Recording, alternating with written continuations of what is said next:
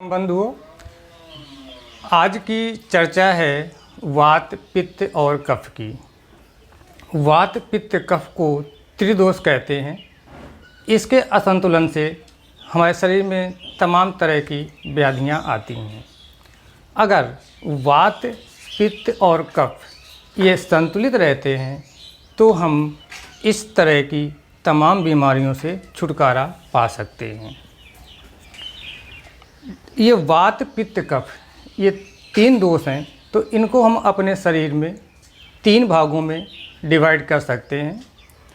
जैसे वात का जो प्रकोप होता है, माना गया है कि वो कमर से पैर की एड़ी तक चलता है। कमर से पैर की एड़ी तक। जैसे कुछ लोगों की एड़ियाँ दर्द होती हैं, कुछ लोगों को सयाटिका हो जाता है, तो ये कमर और पैर के तलवे तक इसका स्थान माना गया है।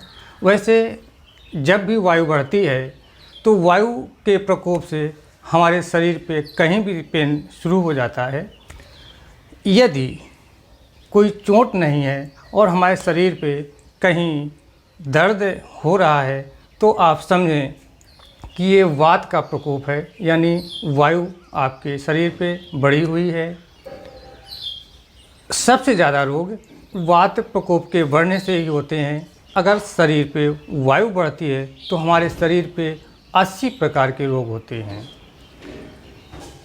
जैसे आँख का फड़कना, हिचकी आना, इस तरह से तमाम प्रकार के 80 रोग इस वात प्रकोप के बढ़ने से होते हैं। इसके बाद अब चलें पित्त।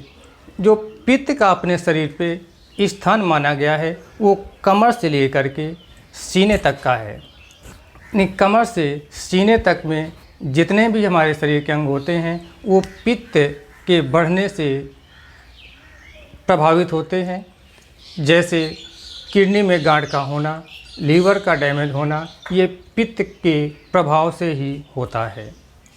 अब आइए चलते हैं कफ की ओर।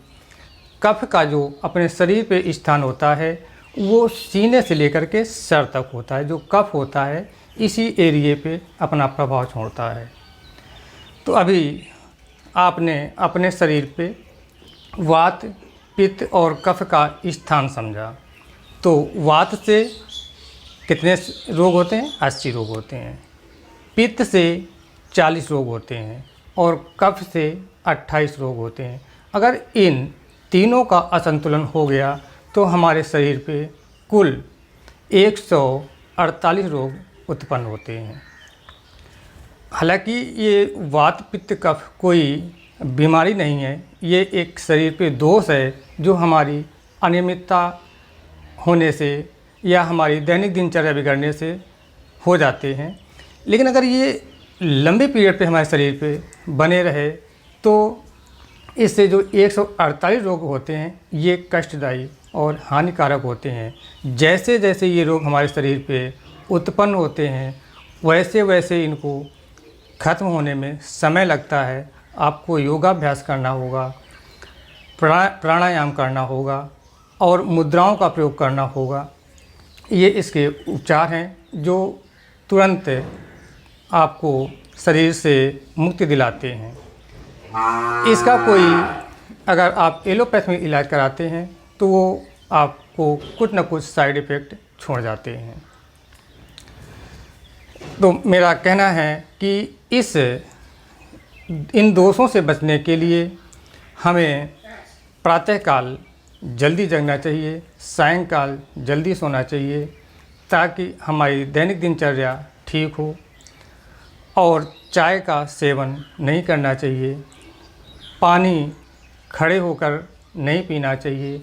ये कुछ सावधानियां हैं त्रिदोष से बचने के लिए। और भोजन करने के 40 मिनट या 30 मिनट पहले पानी पी लें, इसके बाद भोजन करें। भोजन के उपरांत आप 1 घंटे तक पानी नहीं पिएं, 1 घंटे के बाद आप पानी पी सकते हैं। ये बहुत एक उपयोगी सावधानी होती है जिससे हमारी पाचन शक्ति भी स्ट्रांग होती है।